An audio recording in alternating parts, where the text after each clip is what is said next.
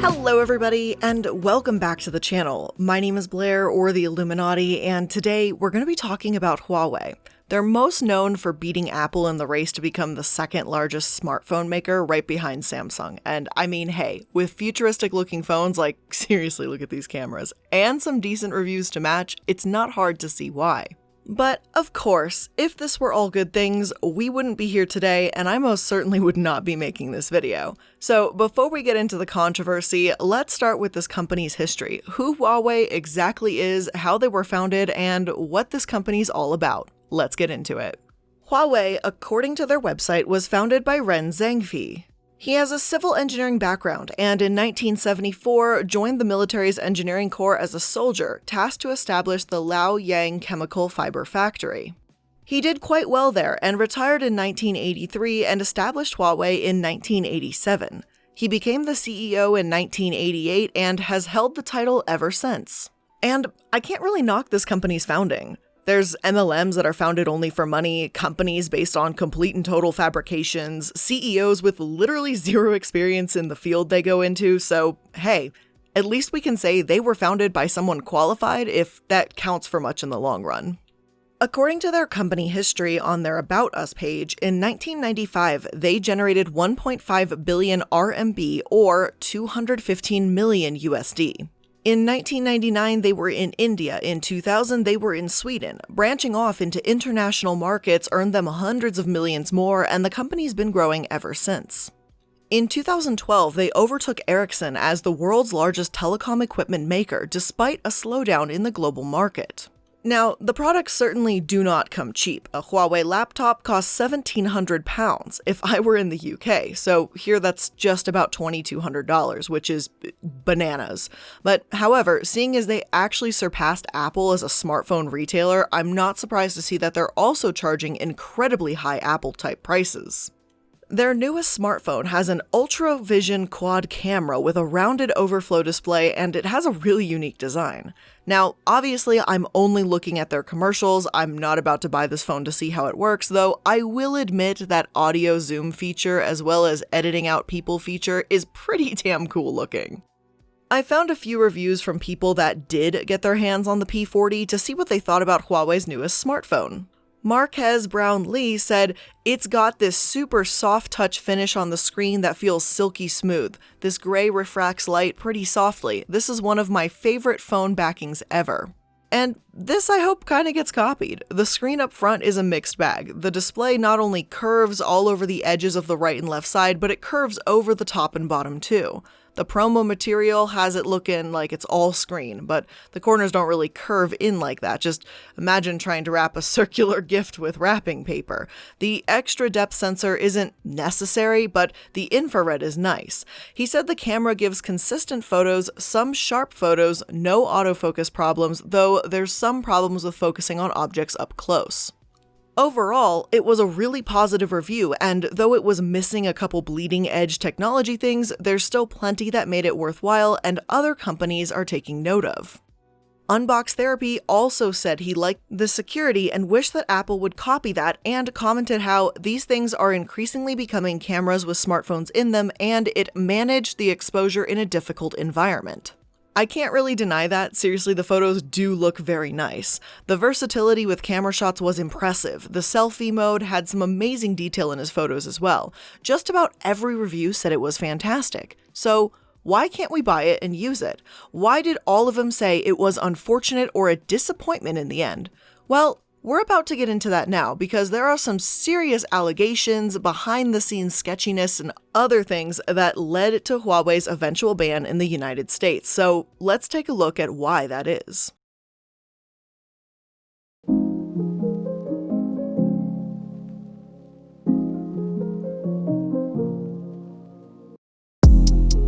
Now, it wasn't until 2012 that Huawei really started to get noticed, and the US didn't really want to work with them anymore.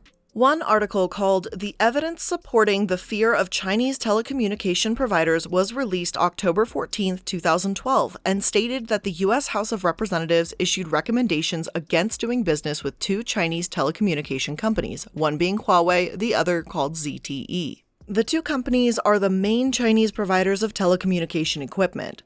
The two first recommendations are that the U.S. should view with suspicion the continued penetration of the U.S. telecommunications market by Chinese telecommunications companies, hence targeting every Chinese company. And the second one is that the private sector entities in the United States are strongly encouraged to consider the long-term security risks associated with doing business with either ZTE or Huawei for equipment or services. What evidence did the committee have to issue such recommendations? Two different types of fears underpin the recommendations against Huawei and ZTE. The first one is the fear of espionage, and the second is the fear that the companies could use their insight into critical infrastructure to affect consequential damage onto the U.S. if a conflict between the U.S. and China were to occur.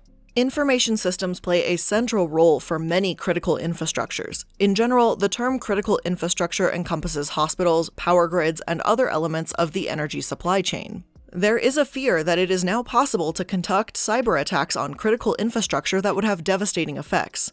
Some of the fear stems from cases such as the Stuxnet worm, where the virus caused physical damage to thousands of nuclear centrifuges in Iran. However, some academics have also pointed out how the fears may have been grossly exaggerated. There is currently no consensus on the level of insecurity presented by information systems for critical infrastructure. And at first, I do admit, this does sound just like a lot of speculation and fear, but the article continues to say that Obama was considering an executive order to protect the US's security. At the time, there wasn't evidence that Huawei engaged in espionage or actions to undermine US critical infrastructure, but they weren't providing their innocence either. So Huawei just sort of sat there in this weird gray area, and sure, it's innocent until proven guilty, but they weren't willing to prove their innocence either. They were just suspects, and their infrastructure could be used for spying, and malicious hardware or software would be a potent espionage tool, but it was all conditional, rumors and speculations.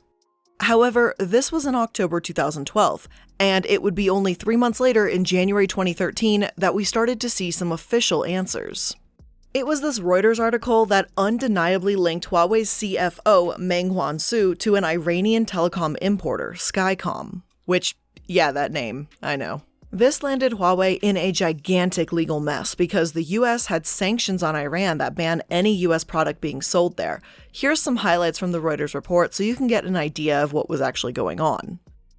A Hong Kong-based firm that attempted to sell embargoed Hewlett-Packard computer equipment to Iran's largest mobile phone operator has much closer ties to China's Huawei technologies than was previously known, corporate records show. Reuters reported last month that in late 2010, Skycom's office in Tehran offered to sell at least 1.3 million euros worth of HP gear to Mobile Communications Company of Iran despite US trade sanctions.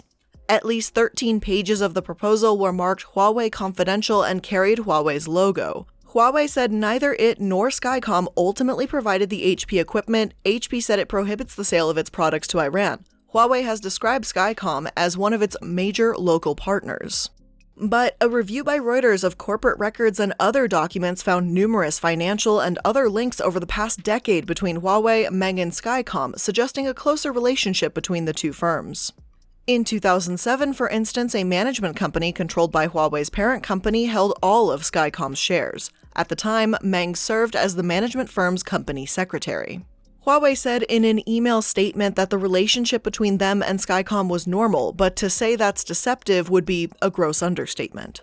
Whatever relationship existed didn't sound really normal. Seriously, Reuters even says that telecommunication managers who worked in Iran say employees at Skycom are Chinese nationals wearing Huawei badges and carry Huawei business cards. Plus, on LinkedIn, telecom workers even had Huawei Skycom in their resume. There's even proof that a former Skycom director had a Huawei email address listed in the Huawei directory. So yeah, next time you want to just say that Skycom is just a major local partner or that this is a normal business partnership, Huawei, maybe don't make it so obvious that you're actually running the company. And look, I can only speculate here. I don't know exactly what this relationship was, but it absolutely does not strike me as normal. If it were, it obviously wouldn't have been reported on, but at least not to this extent. Huawei claims that they're in strict compliance with international and local laws, but if that were the case, then why was Meng arrested several years later?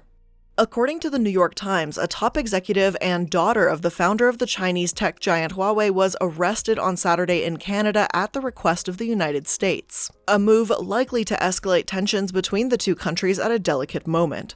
The arrest of Meng, the chief financial officer, unfolded on the same night that President Trump and President Xi Jinping of China dined together in Buenos Aires and agreed to a 90-day trade truce. The two countries are set to begin tense negotiations in hopes of ending a trade war that has been plummeting both economies.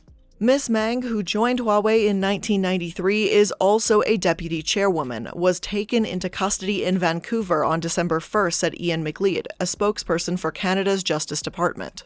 He said she was sought for extradition by the United States but did not give a reason for what prompted the arrest. He added that a publication ban requested by Ms. Meng prevented him from providing any further details. Senator Ben Sasse, a Republican of Nebraska, linked the arrest to the American sanctions against Iran. Mr. Sasse said China had been working to creatively undermine our national security interests, and the United States and our allies can't sit on the sidelines. He added that Americans are grateful that our Canadian partners have arrested the chief financial officer of a giant Chinese telecom company for breaking U.S. sanctions against Iran. Huawei, China's largest telecom equipment maker, has been under investigation into whether it has broken American trade controls to countries including Cuba, Iran, Sudan, and Syria. So, after that, I would say it's pretty safe to say that that wasn't really a normal business partner relationship. I don't want to speculate too much on what the hell Meng was exactly doing or what was going on in Iran, and I'm pretty sure we'll never actually know for sure, considering how secretive Huawei has been on this entire topic. As of May 2010, Meng is still denying the allegations against her, though she is being charged with fraud for allegedly deceiving banks into a possible violation of U.S. economic sanctions against Iran. And on an additional side note, CBC says that the weekend before the decision was released, Meng actually staged a fucking photo shoot on the Supreme Court steps in apparent anticipation of a victory. I don't know why this makes me laugh, it does. So, how arrogant and full of yourself do you have to be to assume that you're going to win so you pose for a photo shoot outside a courthouse? It's tasteless and tone deaf, honestly. Now, Meng being arrested, of course, wasn't the only challenge Huawei faced in recent years. Far from it, actually. In August 2018, government use of Huawei tech was banned because of the potential risk it held. The government and government contractors were not allowed to use these phones. And sure, this wasn't a good sign, but it didn't seem to hurt Huawei too badly. However, in May 2019, Trump did what Obama debated doing. He now had enough evidence to take action, and so he signed an executive order laying the groundwork to block Chinese telecommunications companies like Huawei from selling equipment to the US. Huawei was added to the Federal Register because under export administration regulations, with the reason being cited as Huawei knowingly and willingly causing the export, re-export, sale, and supply directly and indirectly of goods, technology, and services from the United States to Iran and the government of Iran without obtaining a license from the Department of Treasury's Office of Foreign Assets Control. Yikes. Now, not only did this cut them off from selling in the US, but this meant that even importing these goods here would be, kinda useless. That's because this also meant that Huawei couldn't work with Google either, because it's a US company. So even if you buy a Huawei phone, as those YouTubers did by importing it, the phone won't have Google, Gmail, Google Maps, YouTube, the Play Store, Instagram, all of that is gone. I don't know how many of those things you need on your phone, but I'm guessing it's quite a few if you're going to buy this type of phone. If my phone doesn't have YouTube, Gmail, Instagram, that kind of stuff, that really sucks because, I'm a YouTuber, so I kind of need that shit, on the go because you can never escape this job. It just wouldn't be as useful to me because I do need those things to do my job. Huawei, of course, challenged this decision. They called it unconstitutional and filed a lawsuit against the US government, which is one hell of a ballsy move after what they've confirmed to have done. But of course, that's just my opinion.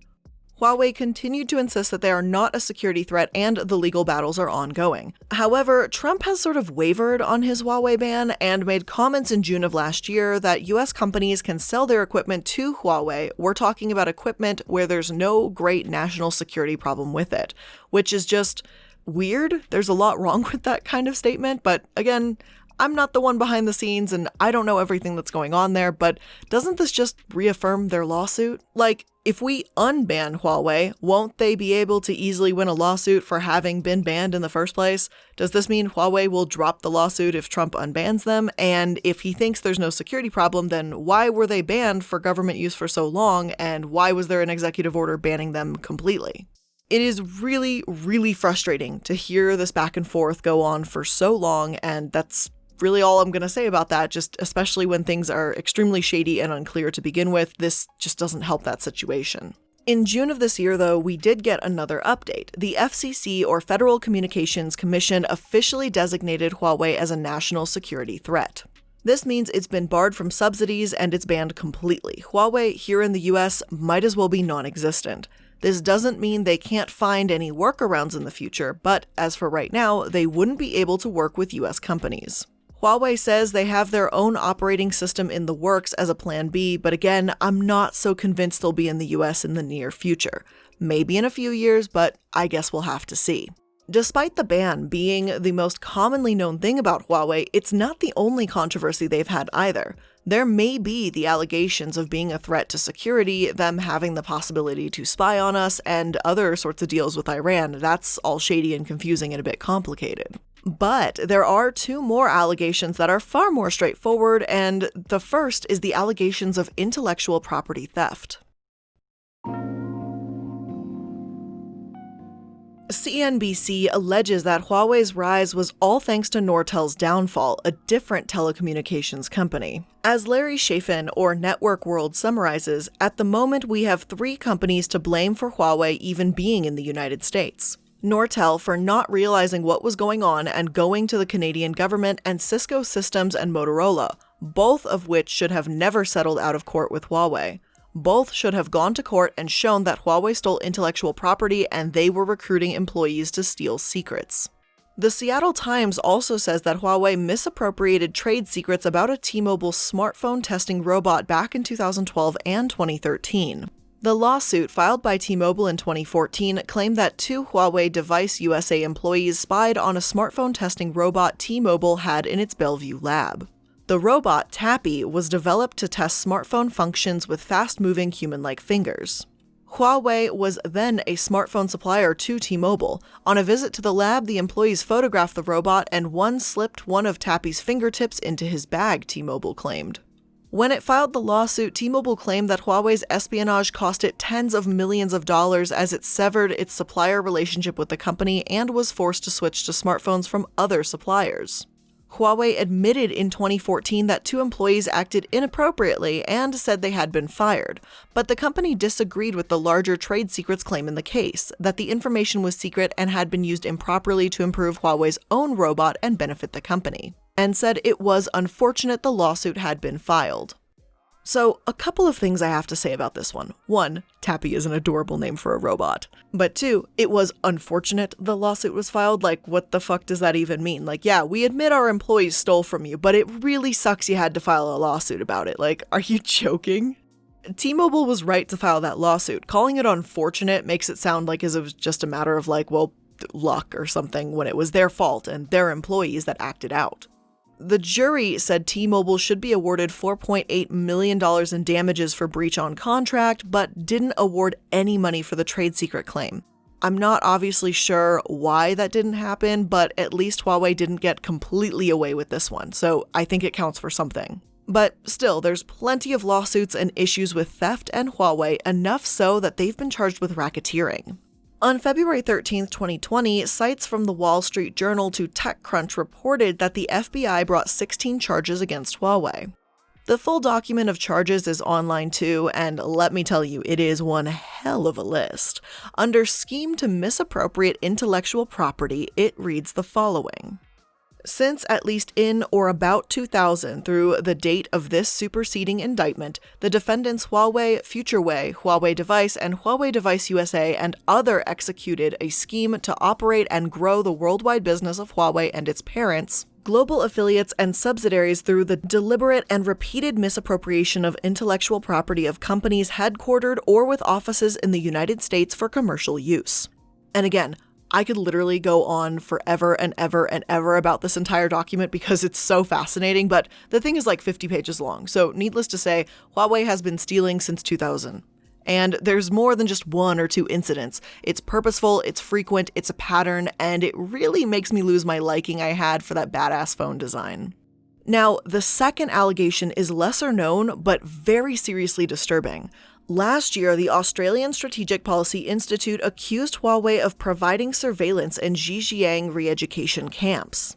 The Globe and Mail wrote, Chinese technology giant Huawei has provided sophisticated computing and big data services to authorities in the country's northwestern Xinjiang region, where officials have ordered the construction of an extensive network of digital surveillance and control, even as large numbers of Muslims remain locked inside prison-like centers for political indoctrination and skills training. In June, Huawei's global cybersecurity and privacy officer John Suffolk said the company does not directly do business with security services in Xinjiang, says it only works with third-party contractors. We stay in the commercial space, he said. But considerable evidence suggests otherwise, underscoring Huawei's role as a provider of technology for a powerful state monitoring apparatus that authorities say is designed to stamp out radicalization. The idea that Huawei is not working directly with local governments in Xinjiang is straight-up nonsense, said Vicky Zhu, a researcher with the Australian Strategic Policy Institute's Cyber Policy Centre. I can't even begin to explain how fucked up this is, and Mrs. Zhu said it for me.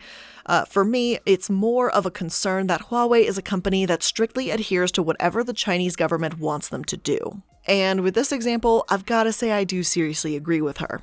Look, I know that I say in my videos that I really do not want to get political and I try and just state the facts, but these camps are really fucked up and I don't think that's really a debatable thing here.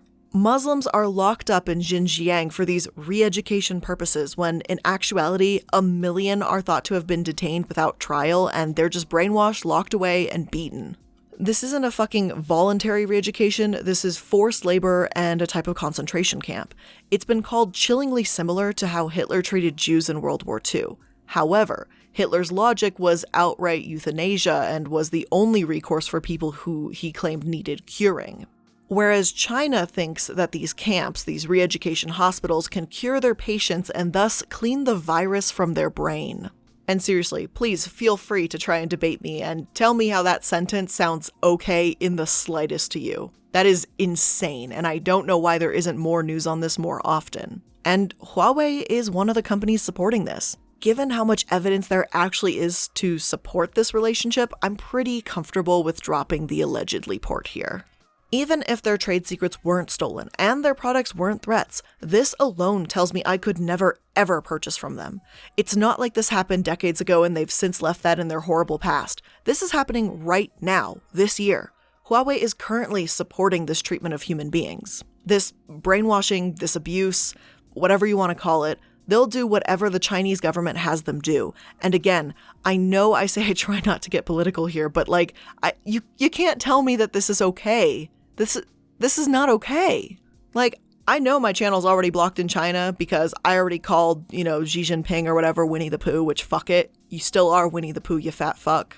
But this almost makes me miss Tencent to a degree and how I was just annoyed that they had a propaganda game for their president. Like, it looks so much more tame by comparison now. Huawei, frustratingly enough, is super sneaky as fuck. Now, although there isn't any direct proof of them spying, there's more than enough allegations to be suspicious.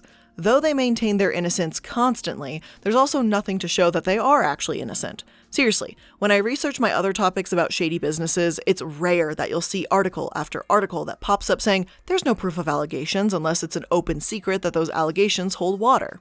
Germany's federal office has said in the past that for serious decisions like a ban, they need proof, so that's why they haven't boycotted Huawei yet. But telecom security experts say that, at the same time, it's wrong to suggest that the concerns about Chinese espionage are unfounded. Even if Huawei has no official relationship with the Chinese government, that doesn't mean Chinese services aren't using the company and its technology as vehicles for espionage.